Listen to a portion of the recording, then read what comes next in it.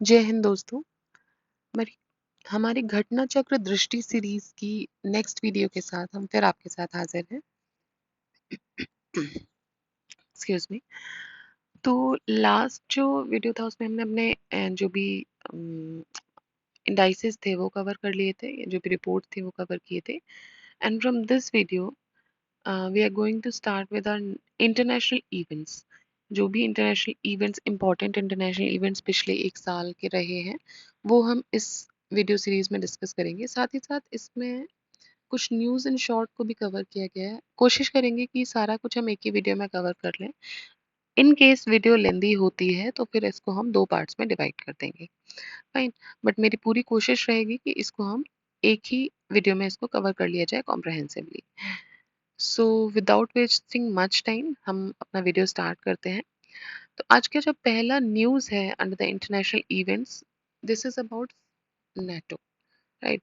तो नेटो देख के ही आपको ये चीज़ समझ आ जानी चाहिए भाई कि this is going to be very important because NATO is an important organization now. important organization होने के साथ ही साथ न्यूज़ क्या है कि फिनलैंड ने नेटो को ज्वाइन कर लिया। अगेन वन लाइनर क्वेश्चन भी बन रहा है यहाँ से कि फिनलैंड जो है वो नेटो का न्यूएस्ट मेंबर बन गया है 4 अप्रैल 2023 को। बहुत बहुत इंपॉर्टेंट है, बहुत इंपॉर्टेंट है। किसी भी एग्जाम में ये देखने को मिल सकता है फ्यूचर में आपको। And what is the full form of NATO? North Atlantic Treaty with the United States. तो नॉर्थ अटलांटिक ट्रीटी ऑर्गेनाइजेशन जो है that is the NATO group, और फिनलैंड जो है इसका नया मेंबर बन गया है।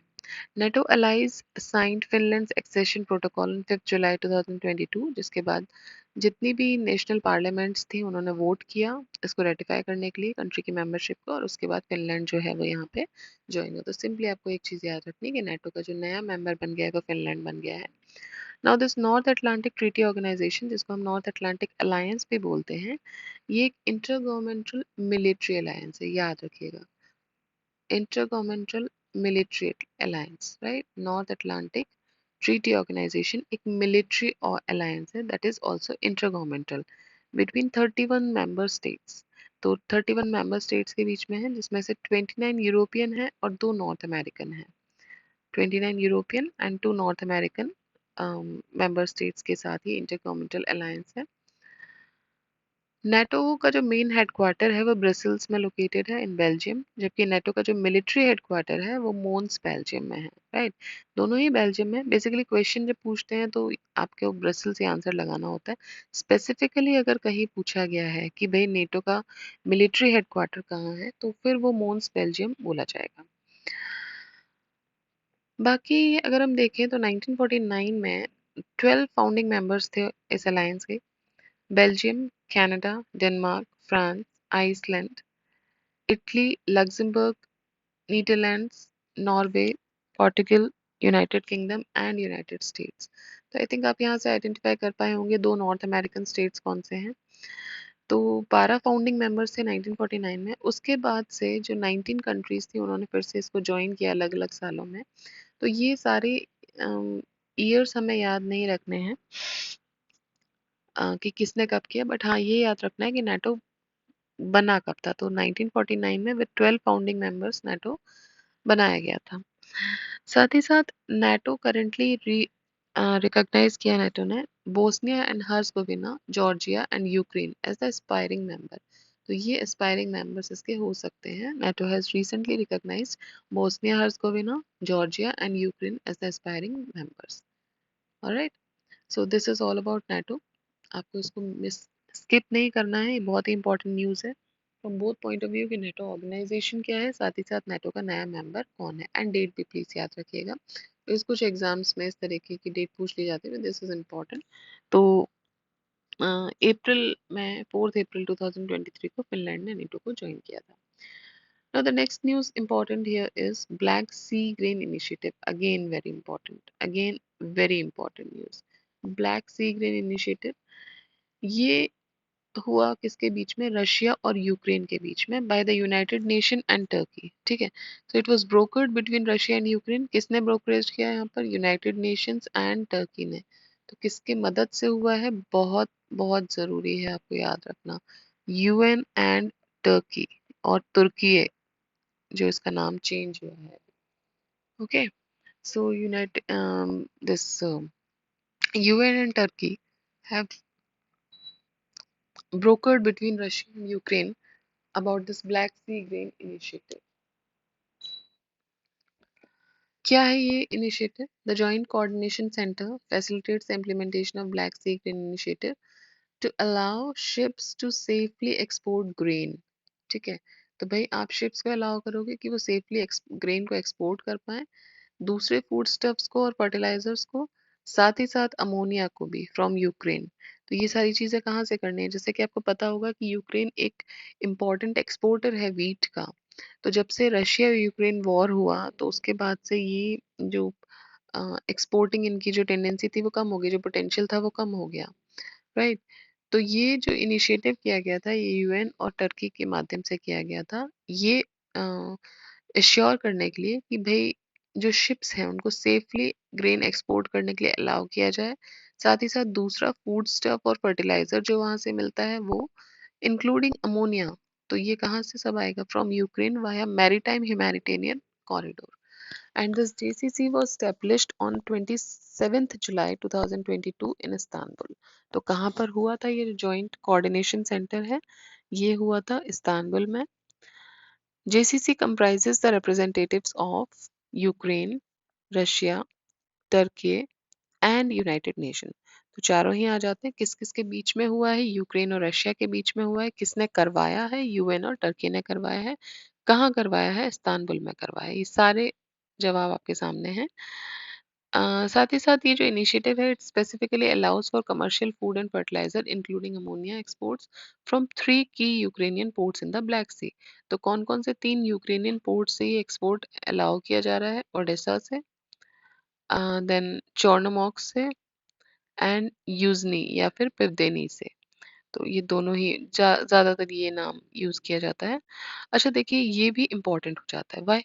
बिकॉज आपको मैच मेकिंग में दे दिया जाता है कि ये जो इम्पोर्टेंट जगह है ये कहाँ से बिलोंग करती है. बस ये रशिया से रिलेटेड जो जोग्राफिकल सेंटर्स हैं या जो यूक्रेन से रिलेटेड है वो न्यूज में आ ही जाएंगे. कहीं ना कहीं से you will be able to see them.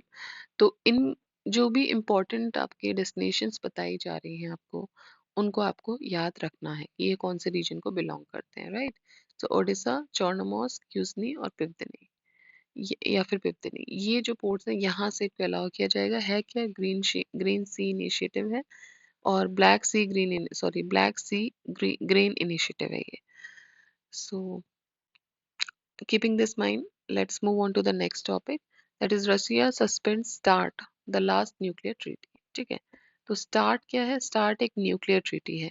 The full form of START is Strategic Arms Reduction Treaty. Strategic Arms Reduction Treaty, जिसको START बोला गया था.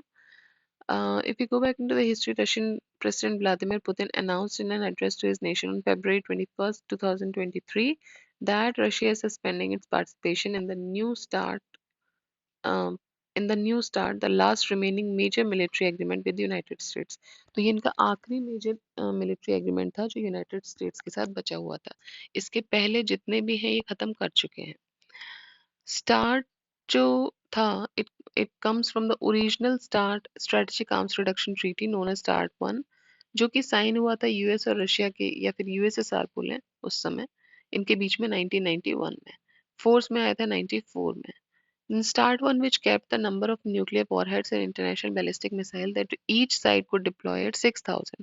इन्होंने बोला था कि भाई जो भी आपके न्यूक्लियर वॉरहेड्स हैं, जो भी आपके न्यूक्लियर वेपन्स हैं या फिर जो इंटर कॉन्टिनेंटल मतलब एक कॉन्टिनेंट से दूसरे कॉन्टिनेंट जो मिसाइल्स जो आपको अटैक कर सकती हैं, बैलिस्टिक मिसाइल्स जो हैं जिनको आईसीबीएम्स बोला गया है, तो हर एक साइड जो डिप्लॉय कर सकती है मैक्सिमम वो 6,000 न्यूक्लियर वॉरहेड्स एंड 1,600 आईसीबीएम्स ही कर सकती है.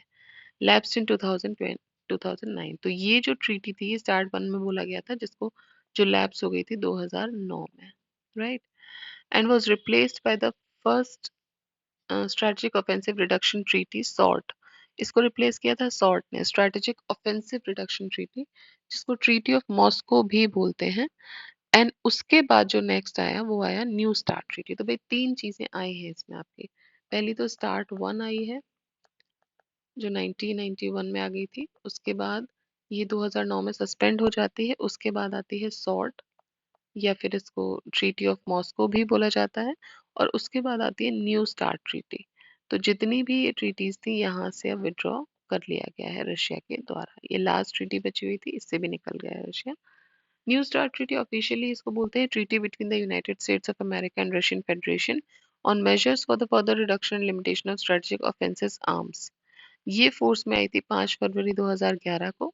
एंड यहाँ पे कुछ और वेरीफाइबल लिमिट्स लगाई गई थी इंटरकॉन्टिनेंटल रेंज वेपन्स पे। तो अभी फाइनली अगर हम देखें तो इन तीनों ट्रीटीज से कहीं ना कहीं समय के साथ ही सस्पेंड कर दी गई है।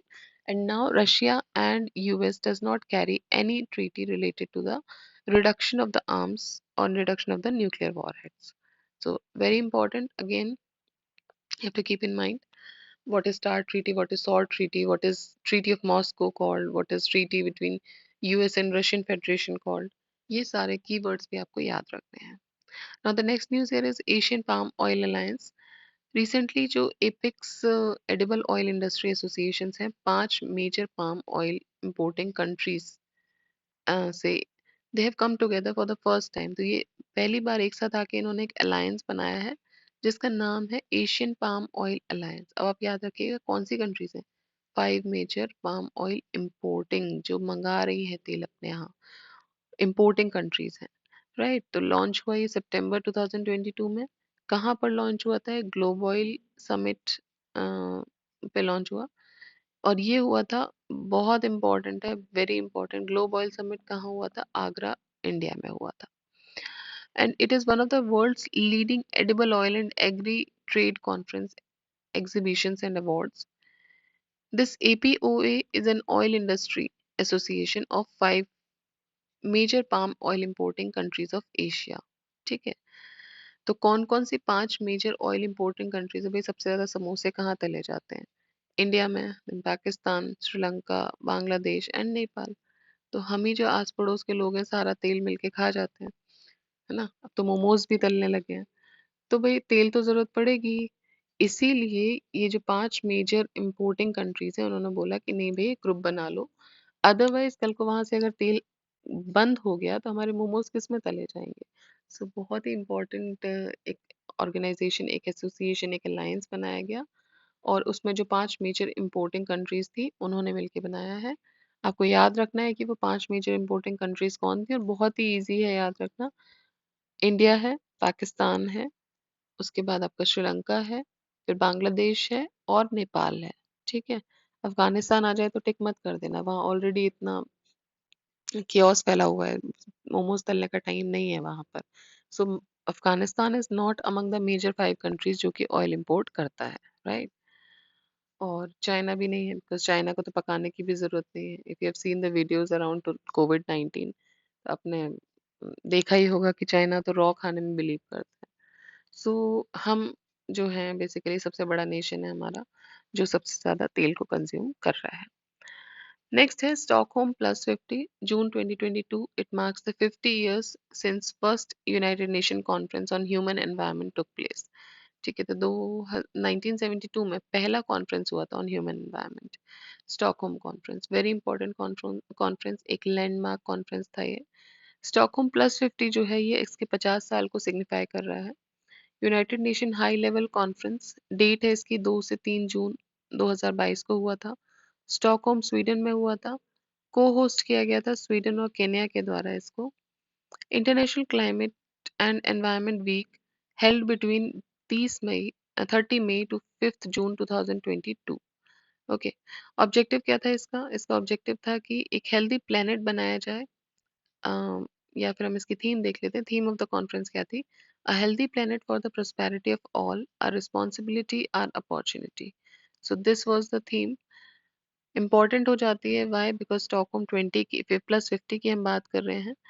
साथ ही साथ इसका एम था to contribute to accelerate a transformation that leads to a sustainable and green economy, more jobs and healthy planet for all, where no one is left behind। भाई इतना लंबा चौड़ा आपको याद नहीं रखना है, बट कहने का मतलब ये है कि स्टॉकहोम प्लस 50 आता है या कहीं भी आपको एनवायरनमेंट से रिलेटेड चीज़ लिखनी है कि what you are aspiring for, what you are willing for, तो भाई आप यही विल करोगे ना कि आपका प्लानट जो है हेल्दी रहे, आपकी इकोनॉमी अच्छे से चले, आपकी आपको जॉब्स बेटर मिले, एक हेल्दी प्लेनेट हो, एटलीस्ट जॉब लगने के बाद सस्टेनेबली सर्वाइव कर पाए और कोई भी पीछे ना छूट जाए इस दौड़ में। तो यही जो है वो आप किसी भी एग्जाम में इसको when you are writing something तो आप ये पॉइंट्स या ये कीवर्ड्स भी उसमें डाल सकते हैं। फाइन। तो this is about Stockholm plus 50 and then last news in this section of international events वो है सियोल फॉरेस्ट डिक्लेरेशन। तो वर्ल्ड फॉरेस्ट्री कांग्रेस जो अप्रोक्सीमेटली 6 साल में एक बार होती है, once every 6 years, World Forestry Conference Congress sorry, and the first congress was held in Italy in 1926। तो पहला ये कब हुआ था, ये हुआ था इटली में हुआ था 1926 में। And FAO has helped host countries organize the Congress since 1954। फिर 1954 से जो होस्ट कंट्रीज थी वो भी इस कांग्रेस को ऑर्गेनाइज कर सकती हैं, ऐसा FAO, this organization FAO has helped about it। So congress एक फोरम है for the exchange of views and experiences पे क्या क्या हो रहा है आपके देश में on all the aspects of forest and forestry. तो फॉरेस्ट और फॉरेस्ट्री से रिलेटेड जितने भी एस्पेक्ट हैं नेशनल रीजनल और ग्लोबल लेवल पे उसमें हम क्या कर रहे हैं, आपस में देश क्या कर रहे हैं, उसके बारे में यहाँ बात होती है। In this sequence recently 15th World Forestry Congress organise कराई गई थी। अबाउट 15 वर्ल्ड फॉरेस्ट्री कांग्रेस क्या है, it was hosted by Republic of Korea and को ऑर्गेनाइज्ड विद FAO। तो इसको होस्ट किया गया था रिपब्लिक ऑफ कोरिया के द्वारा एंड इसको को ऑर्गेनाइज किया गया था FAO के साथ। कहाँ हुआ था ये, it was held in Seoul south Korea, इसीलिए इसको सियोल फॉरेस्ट डिक्लेरेशन नाम दिया गया है। थीम की बात करें तो building a green healthy and resilient future with forest इसकी थीम थी एंड कांग्रेस ने यहाँ पर अडॉप्ट किया सियोल डिक्लेरेशन को। This declaration was signed by 141 participants countries. तो कितने लोगों ने, कितने देशों ने पार्टिसिपेट किया, 141। तो देखिए इतना इंपॉर्टेंट नहीं है आपके लिए कि 141 ने किया क्या किया, इतना इंपॉर्टेंट नहीं है। सियोल फॉरेस्ट डिक्लेरेशन है तो कौन ऑर्गेनाइज करा रहा है, एक तो आपको ये देखना है। जैसे FAO करा रहा है, साथ ही साथ सियोल है, आपको नाम से समझ आ जाएगा बिकॉज कोई भी डिक्लेरेशन जिस जगह होता है उसी का हम नाम दे देते हैं। जैसे कि स्टॉकहोम कॉन्फ्रेंस इससे जस्ट पहले हमने पढ़ा, it was held in Stockholm, तो हमने उसको नाम दे दिया स्टॉकहोम का। तो वो आपको पता चल जाएगा। बस आपको ये याद रखना है कि पहली बार कब हुआ था, कितने सालों में, क्या ये एनुअल कांग्रेस है जो हर साल होती है।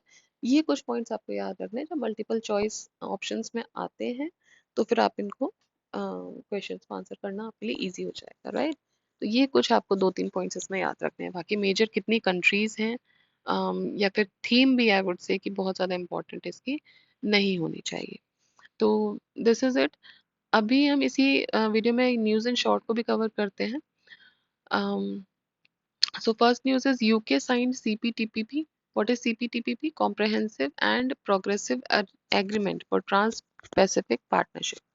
तो रिसेंटली इसको साइन किसने किया, यूके ने किया है, CPTPP।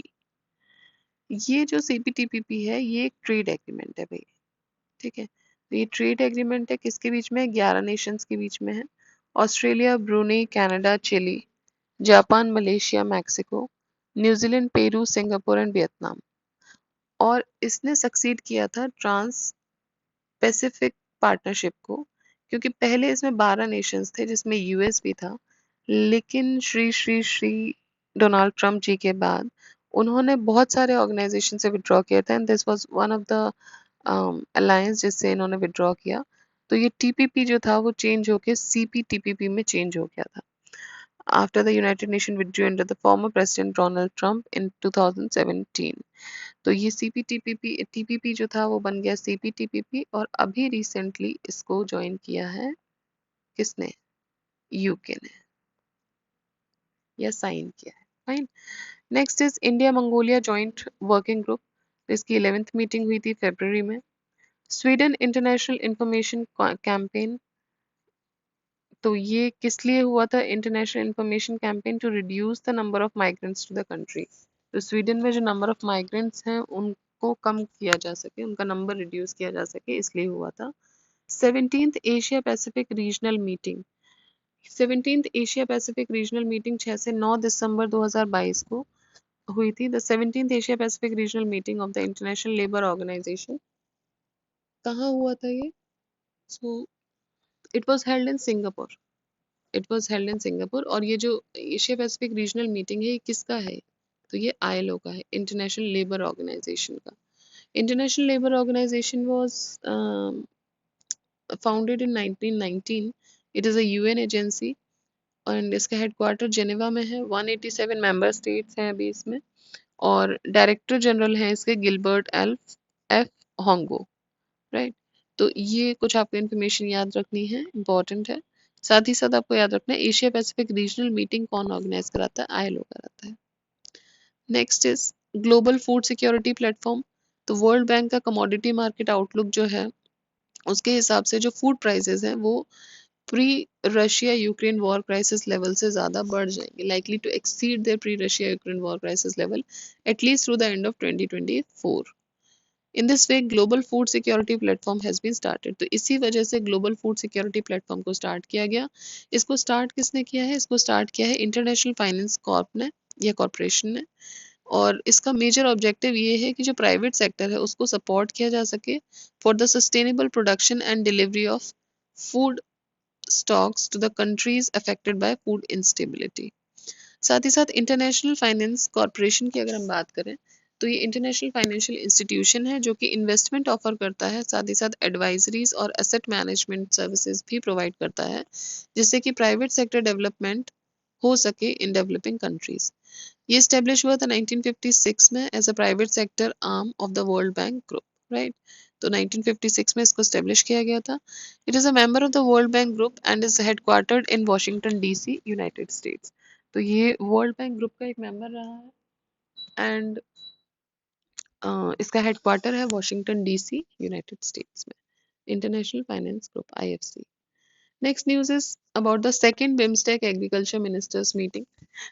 तो रिसेंटली नवंबर 10 2022 को इंडिया ने second agricultural ministerial level meeting को होस्ट किया था, Bay of Bengal initiative for multi sectoral technical and economic cooperation BIMSTEC का।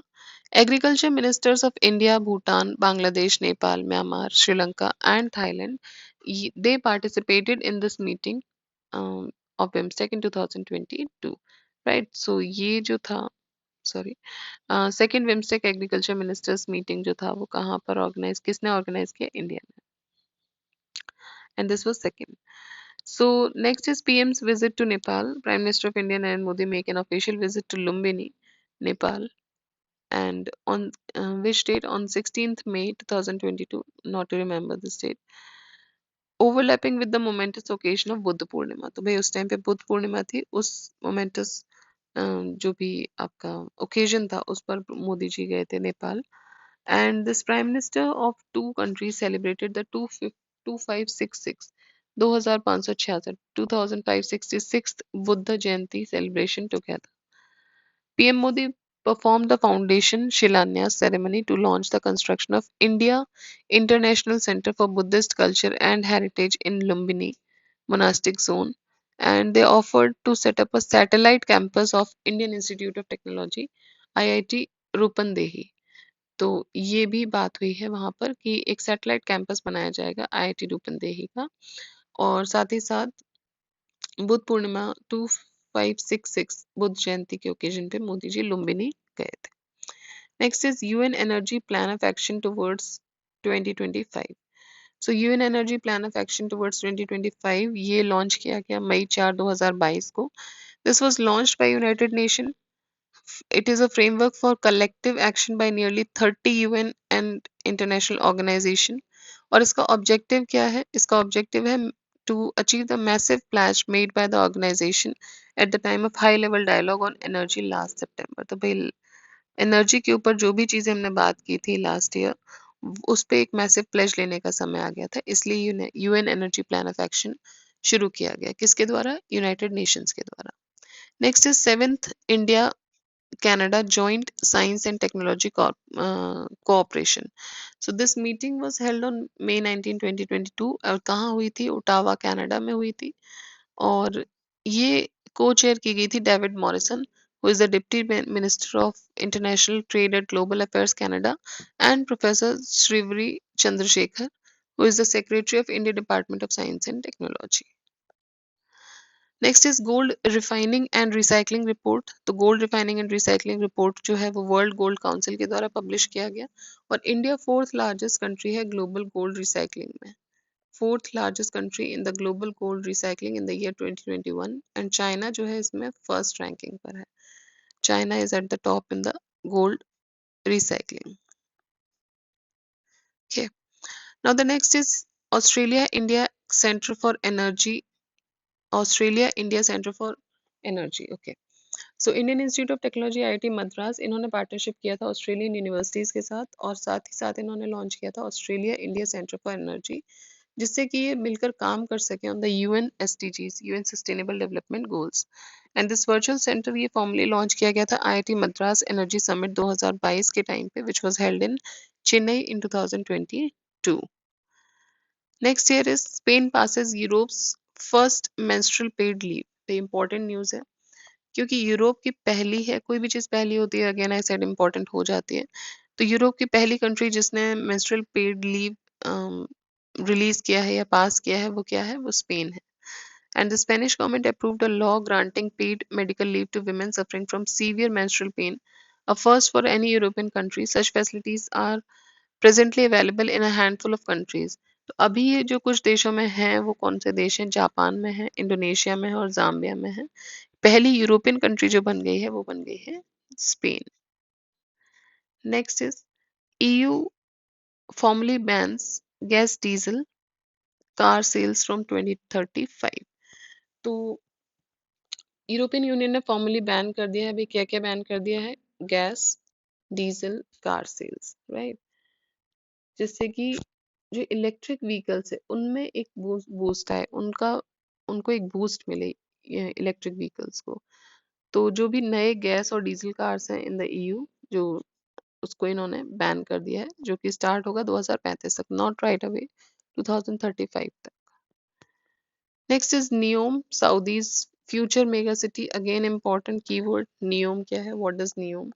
तो भाई ये नियोम जो है ये सऊदी की फ्यूचर मेगा सिटी है, एक प्लान्ड स्मार्ट सिटी है ताबुक प्रोविंस में। तो भाई ताबुक प्रोविंस ज्योग्राफिकली पूछा जा सकता है कहाँ पर लोकेटेड है, तो एक प्लान्ड स्मार्ट सिटी है ये ताबुक में in the north western Saudi Arabia, and the site is north of Red Sea, east of Egypt, across the Gulf of Aqaba and south of Jordan। देखिए ये वाला जो एरिया है ना, ये ऑलरेडी मैपिंग के लिहाज से बहुत इंपॉर्टेंट होता है, तो ये आप टाइम टू टाइम देखते ही रहा कीजिए, सोने से पहले, रात को, डेली या वीकली बेसिस पे, बट इसको आपको देखना है क्योंकि ये बहुत ही इंपॉर्टेंट जोग्राफिकल एरिया है। तो नियोम जो है ये कहाँ पर है? ये सऊदी की पहली मेगा सिटी है, आपको इतना ही याद रखना है, इसमें बहुत ज़्यादा याद नहीं रखना है। Next is UAE hosted first I2U2 vice ministerial meeting. भाई I2U2 के बारे में हम ऊपर 2-3 बार डिस्कस कर चुके हैं, कौन कौन सी इसमें कंट्रीज आ रही हैं। अभी हम देखेंगे कि UAE ने पहला I2U2 वाइस मिनिस्ट्रियल मीटिंग को होस्ट किया। तो ये कहाँ से होस्ट हुआ है? अबू धाबी में हुआ है, February 21-22 को हुआ है। एंड बस इतना ही हमको इसमें याद रखना है इंपॉर्टेंट न्यूज़ के तौर पे। Next is cyclone Gabriel, severe tropical cyclone Gabriel, this was a severe tropical cyclone that devastated the North Island of New Zealand and affected the parts of Vanuatu and Australia in February 2023। So Gabriel कहाँ पर आया था? ये आया था north island और New Zealand के ऊपर। Next is India joins agriculture innovation mission for climate. तो इंडिया ने recently agriculture innovation mission for climate join कर लिया। ये लॉन्च किसके द्वारा किया गया था? ये लॉन्च किया गया था US और UAE के द्वारा। इन एग्रीकल्चर इनोवेशन मिशन पूछा जा सकता है भाई, agriculture innovation mission for climate launched by, so this was launched by USA plus UAE। अभी न्यूज में इसलिए था क्योंकि इंडिया ने इसको ज्वाइन कर लिया था। Canada's Indo Pacific strategy, Canadian Foreign Minister met with External Minister Affairs Minister S Jaishankar on February 6, 2023। और यहाँ पे इन्होंने जो कनाडा का जो अनाउंसमेंट था इंडो पैसिफिक स्ट्रेटजी को लेके, India welcome that state and given the shared vision of a free open and inclusive Indo Pacific, right. Next is World Government Summit in 2023। So every year the World Government Summit is held in Dubai UAE. So ये हर साल होती है। World government summit कहाँ होती है? Dubai में होती है। And it was held from 13 to 15 February 2023 under the theme of Shaping Future Generation। तो भाई इसकी थीम क्या थी? Shaping Future Generations और sorry governments, Shaping Future Governments। And इस तरीके की जो पहली समिट थी, जो पहला वर्ल्ड गवर्नमेंट समिट हुआ था वो 2013 में हुआ था। राइट, तो ये हर साल होता है, 2013 में हुआ था। और किस किस के मतलब कहाँ पर होता है? ये दुबई यूएई में। Next is REAIM, re-aim। What is re-aim? So 15-16 February 2023 को government of Netherlands they hosted the first global summit on responsible artificial intelligence। Okay, responsible artificial intelligence in the military domain, REAM 2023। तो इसमें एक platform provide किया गया था सारे ही stake holders के लिए कि वो जो भी की अपॉर्चुनिटीज हैं, चैलेंजेस हैं या रिस्क हैं जो कि मिलिट्री एप्लीकेशंस के साथ एसोसिएटेड है, खासकर एआई के साथ, उसके बारे में डिस्कस करें। इसको को होस्ट किया था रिपब्लिक ऑफ कोरिया ने and took place at the World Forum in The Hague, the international city of peace and justice, right? So re-aim या re-aim जो है ये क्या है? ये responsible artificial intelligence in the military domain। Next is India Denmark cooperation। The Union Minister for Environment, Forest and Climate Change expressed during the India Denmark about this cooperation। So Partners for Green and Sustainable Progress Conference यहाँ पे हुई थी। तो भाई Denmark के साथ हमने environment या सस्टेनेबिलिटी के साथ रिलेटेड एक कॉपरेशन साइन किया था। नेक्स्ट है India UK young professional scheme, ये लॉन्च किया गया। तो भाई India as a part of new agreement with India, UK government agree कर दिया है कि भाई पार्टिसिपेट करेगा in a scheme to allow increasing mobility for a limited number of young people. तो भाई कुछ limited number of young people के लिए वो मोबिलिटी को अलाउ कर रहा है इंडिया और यूके के बीच में। ये एक पार्टनरशिप एग्रीमेंट किया गया था। Next is stay safe online campaign. तो ये स्टे सेफ ऑनलाइन कैंपेन और G20 digital alliance innovation alliance, तो यूनियन मिनिस्टर श्री अश्विनी वैष्णव, इन्होंने इसको लॉन्च किया था। That is the stay safe online campaign and G20 digital innovation alliance, right. Next is Australia India centre for energy, Australia India centre for energy AICE। Indian Institute of Technology Madras partnered with Australian universities to launch Australia India Center for Energy, जिसके लिए ये UN sustainable development goals के 7 UN SDG 7 के साथ ये काम कर सकते हैं। सो वर्चुअल सेंटर जो था फॉर्मली लॉन्च किया गया IIT मद्रास एनर्जी समिट के द्वारा। ये हम देख भी चुके हैं, उस टाइम पे हेडिंग अलग कर दिया गया था, अभी अलग किया गया है। सो this is about Australia India centre for energy ACE। Next is 7th ASEAN India ministerial meeting. तो ये 7th ASEAN India ministerial meeting जो है ये this was on agriculture and forestry. ठीक है, अभी किसके ऊपर थी? एग्रीकल्चर फॉरेस्ट्री के ऊपर थी, जो कि which was held virtually on 26 अक्टूबर 2022। तो ये वर्चुअली हुई थी 2022 में। इस मिनिस्ट्रियल मीटिंग में जो कमिटमेंट था to the ASEAN India cooperation in agriculture and forestry, इसको रीअफर्म किया गया था।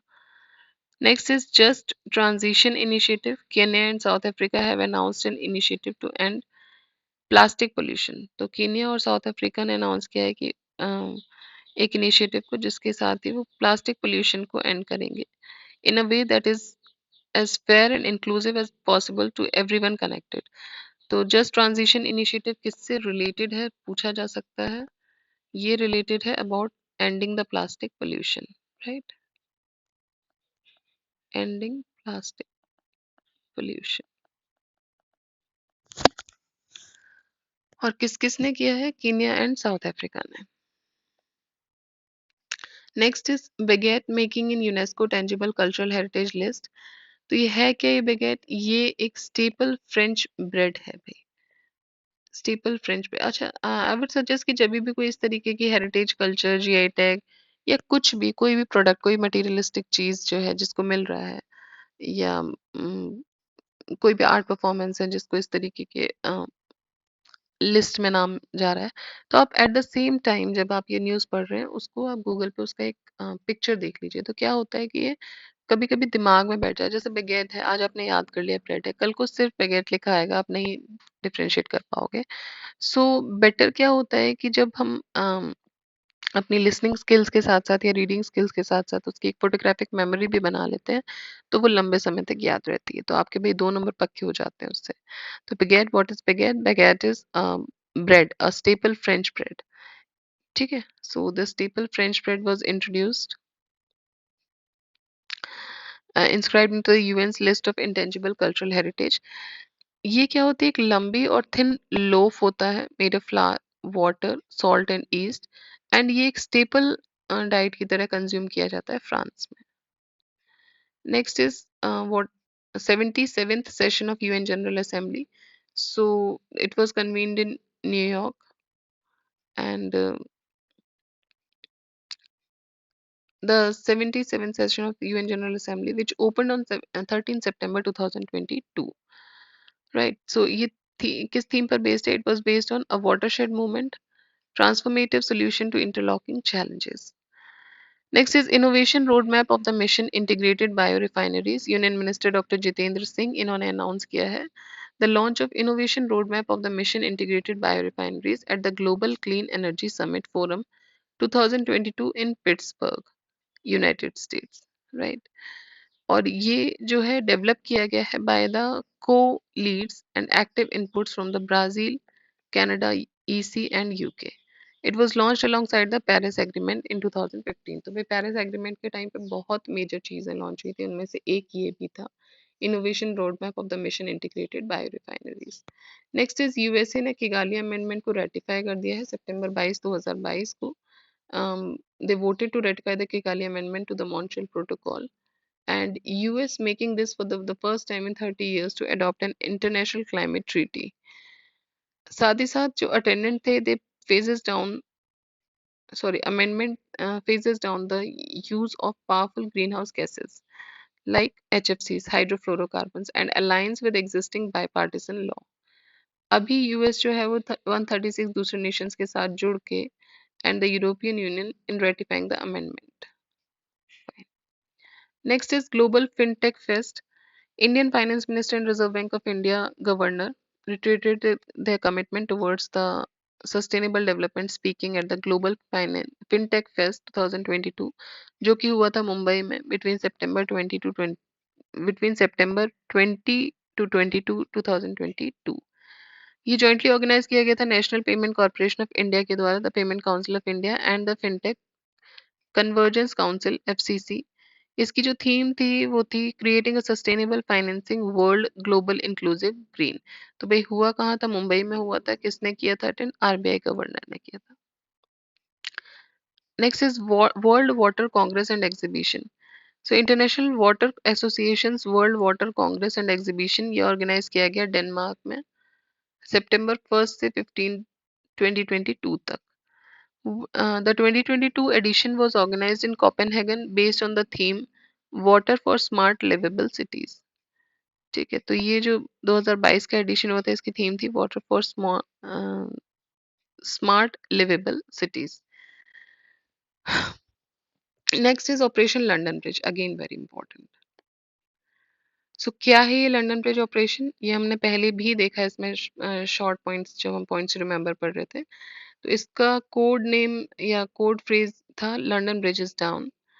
और ये क्या था? It was the funeral plan for queen Elizabeth and the part of the plan for her death at her favorite castle in Scotland was code named Operation Unicorn. Okay. The part of the plan for her death at her favorite castle, it was code named as Operation Unicorn. Fine.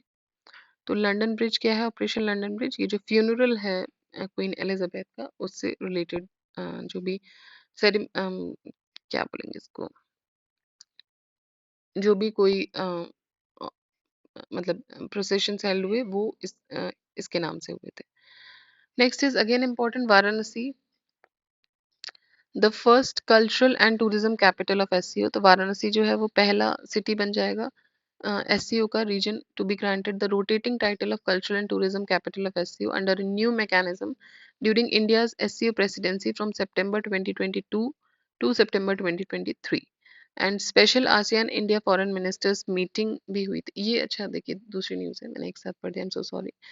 तो ये important हो जाती है कि वाराणसी जो है वो पहला कल्चरल टूरिज्म कैपिटल बन गया है एससीओ का। बहुत इंपॉर्टेंट न्यूज़ है, इंडिया की सिटी है, एससीओ का टूरिज्म कैपिटल बना है, पहला बना है, तो इम्पोर्टेंट हो जाता है। Next is special ASEAN India foreign ministers meeting. तो भाई इंडिया ने होस्ट किया है एक special ASEAN meeting, India foreign ministers meeting जो है ऑन जून 16-17 2022। क्यों किया गया? क्योंकि आसियान और इंडिया के रिलेशनशिप को 30 साल कंप्लीट हो गए थे। Next is Singapore Shangri-La dialogue. 19 Shangri-La Dialogue was hosted in Singapore from June 10 to June 12 to 2022 in Singapore after 2 years. तो भाई 2 साल बाद ये हुआ है सिंगापुर शांग्रीला डायलॉग जो है, और इसको होस्ट किया गया है फॉर स्ट्रेटेजिक स्टडीज इस International Institute for strategic Studies के द्वारा। Next is India Qatar startup bridge. तो vice president of India M Venkaiah Naidu ji, इन्होंने लॉन्च किया था India Qatar startup bridge. Next is partners in Blue Pacific initiative. ये important हो जाता है, ब्लू पैसिफिक इनिशिएटिव में जो पार्टनर्स हैं, United states and allied countries namely Australia, Japan, New Zealand and United kingdom. ठीक है, तो यूएस और उसके अलाइड कंट्रीज जो हैं जैसे ऑस्ट्रेलिया, जापान,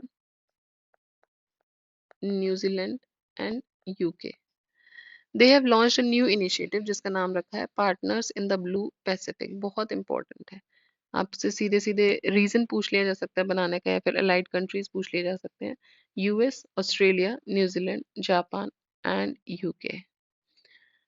सो इसमें क्या होगा, countries will involve in effective and efficient cooperation with small island nations of the region. Next is Lok Sabha passes the WMD amendment bill. So what is WMD? That is Weapons of Mass Destruction and their Delivery System, Prohibition of Unlawful Activities Amendment Bill 2022। क्यों किया गया? जिससे कि 2005 के law को expand किया जा सके। तो ये रिसेंटली लास्ट ईयर इसको लॉन्च किया गया या पास किया गया। Next is India elected as chair of AAEA for 2022-24। So what is AAEA? ये है Association of Asian Election Authorities. 2022 से 24 तक के लिए इंडिया इसकी चेयरमैनशिप देखेगा। एंड एट द मीटिंग, ये जो अनाउंसमेंट हुई थी वो मनीला फिलीपींस में हुई थी। Commission on elections Manila was the current chair of AAEA। New member in the executive board अब कौन कौन हो गए हैं इसमें? Russia, Uzbekistan, Sri Lanka, Maldives, Taiwan and Philippines. Next is first international migration review forum. May 17 to May 20 ये organise हुआ था 2022 में, the first international migration review forum. It was held under the UN general assembly UNGA in the New York USA। और in the global compact for safe, orderly and regular migration, it was decided that IMRF जो है एक platform की तरह काम करेगा। भाई आप सेफ, ऑर्डरली और रेगुलर माइग्रेशन हो, इसलिए IMRF को बनाया गया है, इंटरनेशनल माइग्रेशन रिव्यू फोरम बनाया गया है जो इसके लिए काम करेगा। Next is State of the world's Birds. State of the world's Birds एक एनुअल अपडेट है बर्ड लाइफ इंटरनेशनल के द्वारा। ये 1922 में बना था, International Council for Bird Protection के तौर पे ये बनाया गया था। बाद में इसको State of the world's Birds बोल दिया गया। देखिए कुछ तो फंबल हो जाती हैं चीज़ें जब एक जैसा आता है, और मेरा कुछ ज़्यादा ही फंबल होता है, so excuse me for this. So it is the state of the world's birds. Next is Mahatma Gandhi green triangle. So 16 March 2022 को green triangle Madagascar which was named after Mahatma Gandhi and inaugurated in Antananarivo, I am so sorry मैं इसको pronounce नहीं कर पा रही हूँ, क्या बोलते हैं, it is the capital of Madagascar. So commemoration में क्या था कि it was inaugurated as a part of Azadi ka Amrit Mahotsav to commemorate the 75th year of independence. Next is so ये आपको याद रखना है भाई, महात्मा गांधी ग्रीन ट्रायंगल जो है ये कहाँ पर है, बेसिकली नाम आपको याद रखना है, तो Madagascar. Next is global vaccine market report 2022। WHO ने पब्लिश किया है ग्लोबल वैक्सीन मार्केट रिपोर्ट। ये पहली रिपोर्ट है जो कि कैप्चर करेगी the implication of the COVID-19 for vaccine markets, highlighting the issues of vaccine inequity. Next is Raisina dialogue. Raisina dialogue host किया गया था by observe research foundation and it was held in between 25th to 27th April at the New Delhi, inaugurated by Prime Minister of India। ठीक है, तो इसको inaugurate किया गया था प्राइम मिनिस्टर ऑफ इंडिया के द्वारा। अब देखिए इम्पोर्टेंट जो भी मैंने बोला था आपसे कि एक टेबुलर फॉर्म में हम बना लेंगे, बट ये ऑलरेडी बना के दिया हुआ है, तो ये हम डिस्कस कर चुके हैं सब पहले ही। इससे पहले वाला जो टॉपिक था उसमें ये सारी चीज़ें डिस्कस हो चुकी हैं। आई वुड सजेस्ट आप एक बार इनके थ्रू गो थ्रू कीजिएगा, जैसे कि ह्यूमन डेवलपमेंट इंडेक्स है, क्या रैंकिंग है हमारी, इनोवेशन इंडेक्स में क्या रैंकिंग है हमारी, ठीक है, जेंडर गैप रिपोर्ट कौन निकाल रहा है, क्या रैंकिंग है, देन हेनले पासपोर्ट तो क्वार्टरली निकलता ही है, वर्ल्ड कॉम्पिटिटिवनेस इंडियन इंडेक्स जो है इसमें क्या रैंकिंग है, स्किल्स रिपोर्ट आप एक बार को स्किप कर सकते हैं, ग्लोबल लाइवेबिलिटी इंडेक्स ये कौन रिलीज कर रहा है, ठीक है। तो इस तरीके से ये सारी चीजें हमने ऑलमोस्ट डिस्कस कर ही लिए थे, आप इसके साथ एक बार गो थ्रू हो जाइए। ये पीडीएफ मैं टेलीग्राम चैनल के साथ अटैच कर दूंगी, जो हमारा टेलीग्राम चैनल है उसमें, तो आप वहां से जाके इसको देख सकते हैं। If you do not have this book तो ये पीडीएफ मैं वहां से अटैच कर दूंगी, और ये सारी चीजें हम ऑलरेडी डिस्कस कर ही लिया है हमने अपने लास्ट वीडियोस में, तो इसको दोबारा से हम रिपीट नहीं कर रहे हैं। This is just given in a tabular form. आप इसको गो थ्रू कीजिए 3-4 बार, तो कुछ जो मेजर आपके इंडाइसेस हैं या जो उनके ऑर्गेनाइजेशन हैं वो आप समराइज कर सकते हैं, राइट। तो इसको एक बार आप देख लीजिएगा, ये 2 पेजेस में दिया हुआ है। उसके बाद जो नेक्स्ट टॉपिक हम स्टार्ट करेंगे वो स्टार्ट हम करेंगे इकोनॉमिक अफेयर्स का। तो यहाँ हमारा इंटरनेशनल रिलेशंस खत्म होता है। अब जो नेक्स्ट जो मेजर टॉपिक हमारा रहेगा वो इकोनॉमिक अफेयर्स का रहेगा, वहां से हम अपना नेक्स्ट वीडियो स्टार्ट करेंगे, राइट। सो ध्यान रखिए, पढ़िए और बढ़िए।